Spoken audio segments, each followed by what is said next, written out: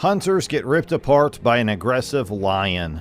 As the sun began to set, the hunters moved further into the wilderness, expecting to hunt their prey. Little did they know they were being hunted themselves. Without warning, an aggressive lion charged out of the shadows and leapt toward the hunters, ripping them apart with its powerful claws and teeth. The hunters' screams of terror echoed throughout the forest, but nobody was able to help them. How could the hunters have avoided this tragic fate? What can be done to ensure the safety of future hunters?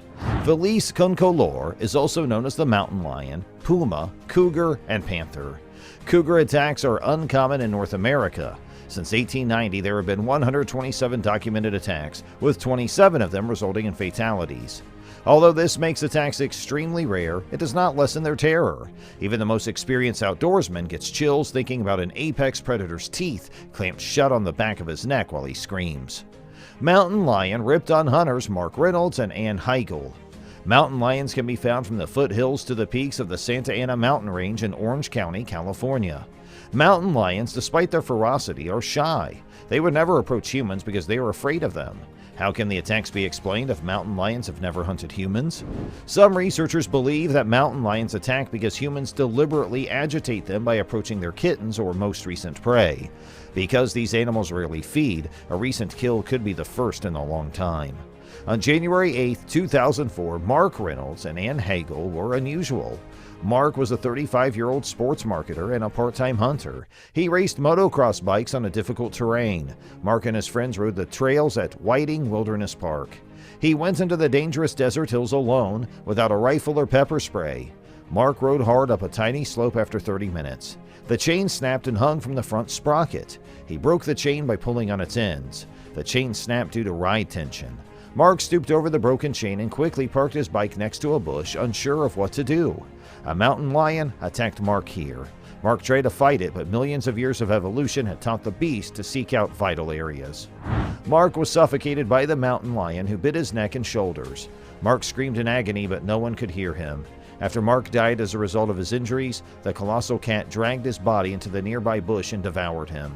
The other incident, unfortunately, was directly related to Mark's accident. Natalie and Debbie Nichols were out riding in Whiting Wilderness Park in Desert Hills. Two women went about their business. Ann, a skilled helicopter hydraulics mechanic, enjoyed mountain biking, which demanded endurance and bravery. Ann and Debbie's favorite park trail was Cactus Hill, a twisty desert trail. On January 8th, Ann and Debbie arrived at the park after work to cycle for 45 minutes. As they approached Cactus Hill, what was supposed to be another routine day for them turned into a terrifying encounter. The two women raced down the trail unaware of the danger. Ann, who was leading, stopped to ask a man if he needed help. He pointed to an abandoned bike. Ann ignored him and went down the trail, unaware that the seemingly abandoned bike was a portent of something terrible. The mountain lion grabbed Ann by the back of her neck and dragged her 2 or 3 feet before grabbing her face and ripping her ear off. It pulled and repositioned until it bit Ann's nose, breaking it like butter. The lion's strength tore her cheek. Debbie, who had just arrived, heard and yelled for aid. Debbie ran toward Ann in fear, not knowing what was ahead. She saw her pal bloodied and was scared and angered at the beast's cruel effort to kill her. Debbie threw her bike at the beast, but it had no effect. The mountain lion approached Ann's neck and clamped down on her throat, knowing she was dying. Before passing out, she looked at her partner and said goodbye. She would have died if mountain bikers hadn't observed a violent conflict. They pelted the mountain lion with stones. The mountain lion dropped Ann and fled. She amazingly survived a frightening ordeal after doctors reattached her nerves and repaired her face. If the mountain lion's bite had been a few centimeters broader, it would have ruptured her carotid artery, doctors said. Mark was alone during his attack, but Ann was not. Mark's body was found by the helicopter transporting Ann. The terrible event prompted the California Department of Fish and Wildlife to search for the rogue mountain lion.